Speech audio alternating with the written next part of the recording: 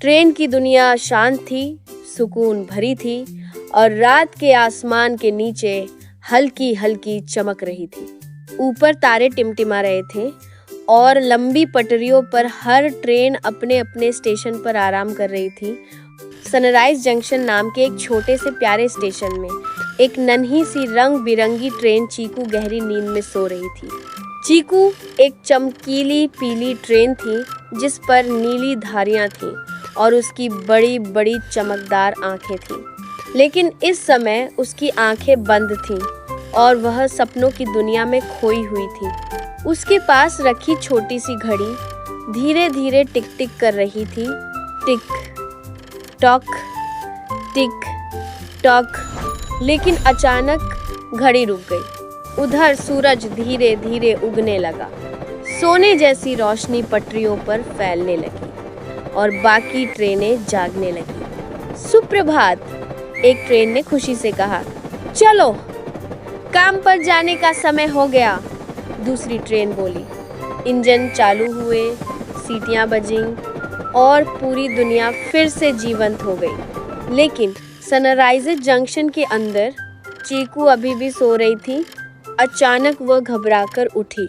मैं लेट हो गई, मैं फिर लेट हो गई। वह जल्दी जल्दी आगे बढ़ी। उसके पहिए हल्के हल्के कांप रहे थे। उसने बाहर झांका, लेकिन स्टेशन बिल्कुल खाली था। न कोई ट्रेन, न कोई आवाज, न सुबह की कोई हलचल। वह हैरान होकर बोली, ये क्या? सब कहाँ गए?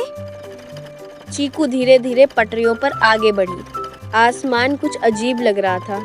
न वो ताजगी, न वह खुशी, जैसे सुबह कहीं खो गई हो। वह रुक गई और धीमी आवाज में बोली, मुझसे तो पूरी सुबह ही खो गई। उसके दिल में सवाल था और आंखों में चिंता। फिर उसने हिम्मत जुटाई और बोली, मुझे मेरी सुबह वापस चाहिए। और वो निकल पड़ी एक अनोखे सफ़र पर, ये जानने के लिए कि सुबह आखिर जाती कहाँ है। कुछ दूर चलने के बाद वह एक जादुई जगह पहुंची जहां पटरियां आसमान में बादलों के बीच तैर रही थी। वहां उसकी मुलाकात एक शांत ट्रेन से हुई जिसका नाम था क्लाउडी। चीकू ने पूछा, क्लाउडी, क्या तुमने मेरी सुबह देखी है? क्लाउडी मुस्कुराया और धीरे से बोला, सुबह खो नहीं जाती चीकू, लोग उसे महसूस करना भूल जाते हैं। चीकू हैरान हो गई।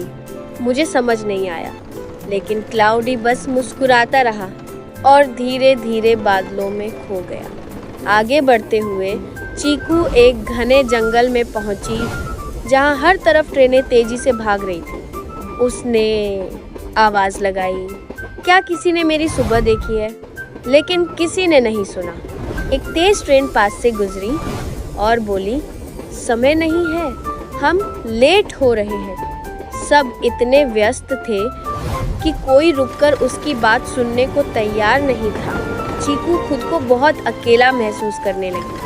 थककर वह एक शांत नदी के किनारे रुक गई। पानी बिल्कुल साफ था, जैसे आईना हो। उसने उसमें अपना चेहरा देखा, थोड़ी थकी हुई, थोड़ी परेशान। वह धीरे से बोली, क्या मेरी सुबह सच में खो गई है या मैं ही उसे खोने देती हूँ? तभी जैसे पानी से एक हल्की सी आवाज गूंजी, सुबह मिलती नहीं, बनाई जाती है। ये सुनकर चीकू की आंखें चमक उठी। वह धीरे से बोली, तो सुबह कहीं होती ही नहीं? तभी उसे समझ आया, सुबह कोई चीज नहीं है जिसे ढूंढा जाए, बल्कि ये तो एक एहसास है जिसे खुद बनाया जाता है। चीकू ने गहरी सांस ली और मुस्कुराकर बोली, आज मैं अपनी सुबह खुद बनाऊंगी। और वो वापस अपने स्टेशन की ओर चल पड़ी।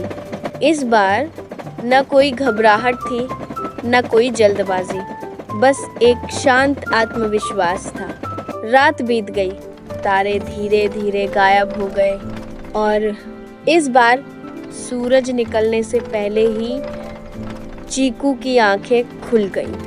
वह खुशी से बोली, आज मेरी सुबह मेरी है। वह समय पर तैयार थी, मुस्कुरा रही थी और बिल्कुल शांत थी। जब बाकी ट्रेनें आईं तो सब हैरान रह गई। वाह, चीकू आज जल्दी है, ये कैसे हुआ? चीकू मुस्कुराई और बोली, सुबह मिलती नहीं, बनानी पड़ती है। ये सुनकर सब खुश हो गए।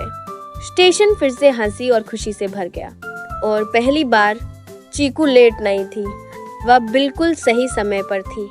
हर दिन की शुरुआत हमारे हाथ में होती है। अगर हम तैयार हैं तो हमारी सुबह कभी नहीं खोएगी।